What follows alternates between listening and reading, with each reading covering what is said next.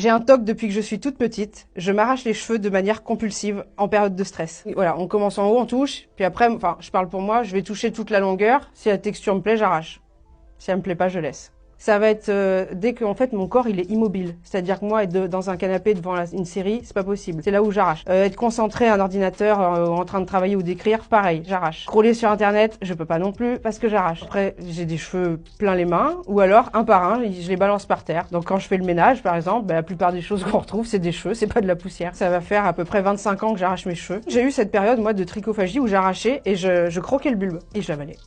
Et ça peut être grave parce que ça peut faire des nœuds à l'estomac. Donc là, on va être plus dans des séquelles au niveau de la santé. Donc moi, je suis obligée de porter un bandeau. Bon, je peux ne pas en porter, ça, il n'y a pas de souci. Mais je sais que tout le monde va être un petit peu axé sur le haut de ma tête et j'ai pas forcément envie d'être regardée comme une bête de foire. Ça va plus être un problème d'estime de soi parce que ça vient toucher, mine de rien, au physique, à l'esthétique. Mais du coup, oui, une largeur assez prononcée pour pas qu'on voit les manques. C'est pas des trous, là, maintenant, au stade où j'en suis, c'est des manques de densité, surtout. Quand j'arrache mes cheveux, oui, ça repousse derrière, mais pour la simple et bonne raison que j'en prends soin aussi.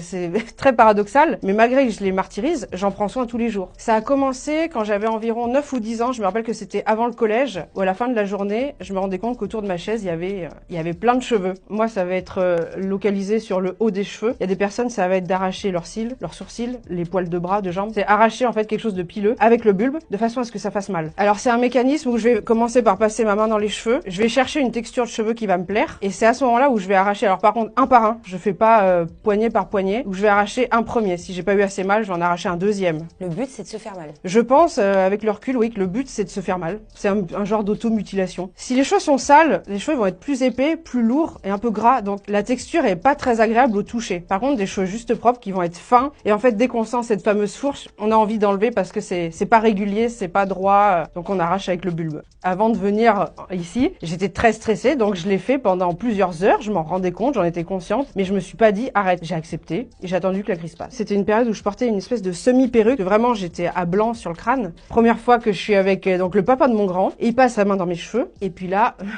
ben ça enlève tout. Donc je me suis retrouvée bien un peu à nu, façon de parler, et en fait on en a rigolé. Maintenant quand on me pose la question, ben, je préfère répondre directement. Déjà d'une, moi ça m'enlève un poids, et puis la personne au moins elle se pose plus la question.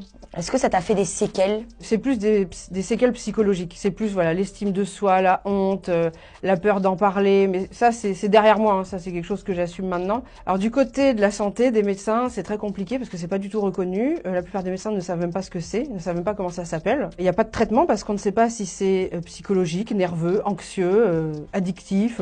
Il n'y a aucune étude concrète là-dessus. Donc il n'y a pas de traitement. Mais c'est des thérapies sur des courtes durées. Donc il y a l'hypnose, les thérapies cognitives comportementales, l'EMDR. Il y en a plein d'autres qui existent qui permettent en fait d'apprendre à réguler notre anxiété, notre stress, nos émotions, et du coup ça limite le geste. Mais je dis pas que ça veut dire qu'on s'en sort. J'ai essayé plein de choses pour transformer le geste. Donc du coup j'ai beaucoup besoin d'occuper mes mains. Donc effectivement c'est plus le coloriage. Là vraiment c'est mon truc en ce moment, le coloriage anti-stress. Et ça marche bien. Alors mon fils il a 11 ans aujourd'hui, il a développé ce trouble vers 7 ans. Lui c'est un cas un peu différent de moi parce que lui de naissance il a un trouble neurologique. Il est sous traitement pour un trouble de l'attention avec hyperactivité, et c'est en commençant ce traitement où il a commencé à avoir aussi quelques signes de trichotillomanie, donc de commencer à s'arracher les cheveux. Pareil, à l'école, en classe. Comme moi, il a développé le trouble. Après, il paraît, c'est pareil, il n'y a pas d'études sûres, où ça pourrait être lié à les personnes qui sont autistes ou qui ont des troubles de l'attention. J'ai l'impression qu'il le vit mieux que moi parce que, en fait, moi, le voir faire, ça me fend le cœur parce que ça me renvoie aussi à mon image. Et lui a l'air de bien le vivre. Alors,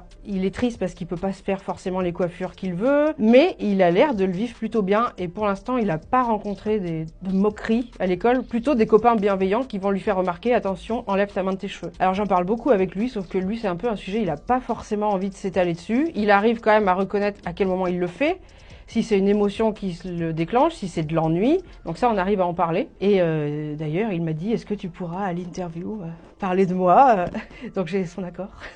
Il y a beaucoup de médecins qui, comme ils connaissent pas, ils veulent prescrire aux gens des antidépresseurs. Sauf que c'est pas une dépression. Et il y a beaucoup de gens qui ont accepté, qui ont fait confiance aux médecins, bien sûr, sauf que ça a empiré le trouble. Donc je côtoie même des personnes qui sont devenues chauves à force d'arracher. Qu'est-ce que toi tu dirais aux gens qui sont atteints de ce trouble? Déjà, vous n'êtes pas seul. Vous n'êtes pas seul. Moi aussi, plus jeune, j'ai cru que j'étais toute seule, que j'étais folle. J'avais honte d'en parler, mais parlez-en. Surtout aux gens que vous aimez, parce qu'ils vont pas vous juger, logiquement. Et en fait, ils sont là pour vous aider, vous accompagner. On ne demande pas aux gens de comprendre, mais juste de ne pas juger. Mais en tout cas, vous n'êtes pas seul, et on est 2% de la population à en être touchée. Mais 2%, je trouve que c'est énorme. Donc on n'est pas seul.